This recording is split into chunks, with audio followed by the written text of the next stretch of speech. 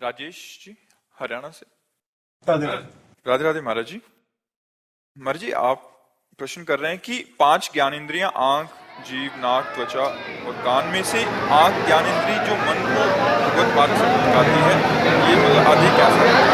और विकारों में काम, क्रोध, लोभ में से काम महाराज जी सबसे ज्यादा साधक को गिराता है। तो महाराज जी इनका कहना है कि क्या अंध व्यक्ति का मन विकारी होता है? क्या बिना आंखों का व्यक्ति भी जल्दी जल्दी भगवान को प्राप्त कर सकता है? ऐसा नहीं है।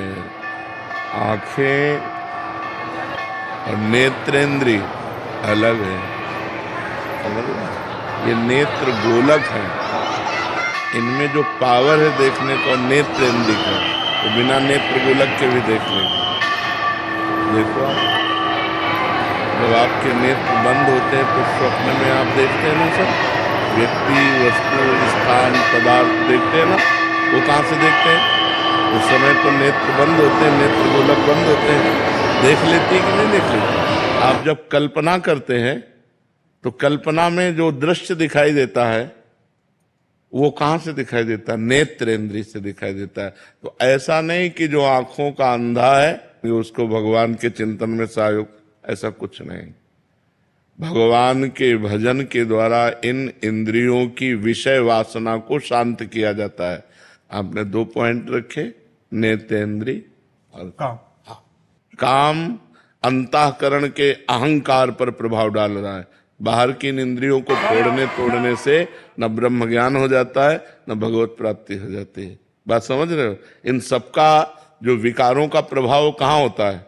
मूल समझो, अंतःकरण चतुष्टय है, बुद्धि, मन, चित्त, अहंकार। जो अंतःकरण में अहंकार है, इस पर सारे विकारों का प्रभाव होता है। अगर ये देहाभिमान गलित हो जाए तो भगवत प्राप्त हो जाए। गुरुदेव, आप एक प्रसंग सुनाते हैं अपना ही कि कोई आपने किसी 90 साल के बुजुर्ग से पूछा था। उन्होंने कह रहे थे कि अभी भी अगर शारीरिक हमें क्या था कि जब हम ब्रह्मचर्य में थे तो मुझे लगा कि जो कामादि दोष है 30-40 वर्ष तक रहते होंगे, इसके बाद शांत हो जाते होंगे, नई अवस्था थी। तो हमें लगा कि इसको किसी विज्ञ जन से पूछना चाहिए, क्योंकि ऐसे पूछना ठीक नहीं।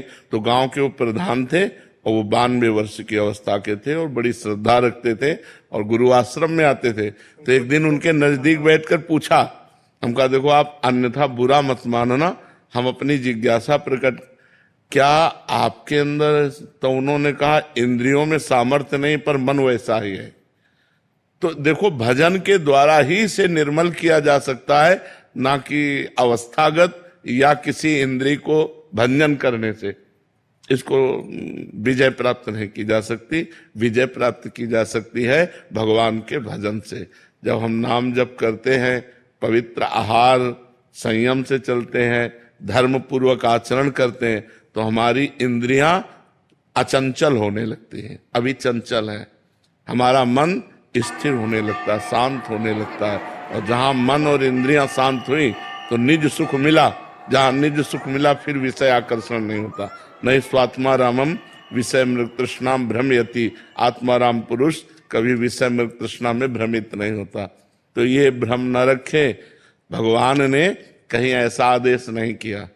भगवान ने आदेश किया, अनन्य चेता सततम यो माम स्मरति नित्य सहा तस्याहम सुलभा पार्थ नित्य युक्त योगिना। सुलभा माने मैं उसके लिए सहज में प्राप्त हो जाता हूं। कौन? जो अनन्य मेरा चिंतन करता है। भगवान ने चिंतन जोर दिया है। अगर हमारा चिंतन कहीं और चल रहा है तो हमारे सामने दृश्य कुछ और होते हुए भी हमें समझ में नहीं आएगा। श्रवणेंद्रिय में शब्द पड़ेगा पर समझ में नहीं आएगा, क्योंकि हमारा चिंतन चल रहा है। तो हमें ऐसा भगवदाकार चिंतन बनाना है कि जगत के सब कार्य करते हुए, जगत के बीच में रहते हुए हम भगवान को प्राप्त हो जाएं। इन इंद्रियों के खंडन करने से, भंजन करने से भगवत प्राप्ति नहीं होती। गुरुदेव, मेरा ये है कि जैसे जो जन्म से अंधा है, स्त्री हो चाहे, लेकिन इस जन्म में अंधा, पूर्व जन्म की चिप तो लगी हुई है। पूर्व जन्म की चिप तो काम क्रोध लोभ मोह मद की लगी हुई है, तो वो संकल्प के द्वारा करेगा, वो दृश्य तो नहीं देखेगा। तो बात चिंतन की है। हमारा चिंतन भगवदाकार हो, हम वाणी से भगवत चर्चा करें, हम नेत्रों से सिय राम में सब जग जानी, करो प्रणाम जो रिजुग पानी, कानों से भगवान की चर्चा सुने, हाथों से भगवत कार्य करें। ये सब मंगलमय इंद्रियां भगवान से जुड़ने के लिए मिली हैं, हम भूल करके विषयों से जोड़ देते हैं।